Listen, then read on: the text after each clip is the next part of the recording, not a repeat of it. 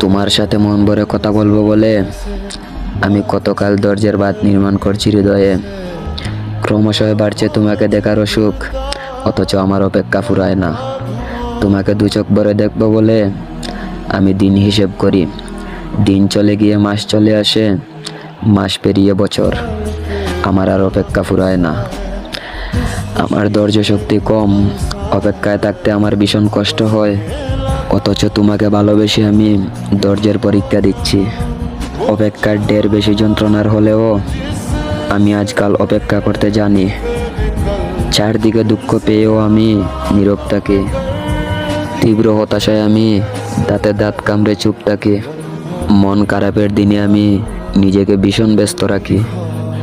ভালোবাসা আমাকে ধৈর্যশীল করেছে, শিখিয়েছে আমাকে আদিম জাতি মানুষের সেই ধৈর্য ধরার কৌশল।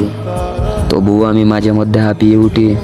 অপেক্ষা যে যন্ত্রণার, নিশ্চিত অপেক্ষা মানুষকে করে তুলে চঞ্চল, আর অনিশ্চিত অপেক্ষা মানুষ হয়ে যায় হতাশগ্রস্ত।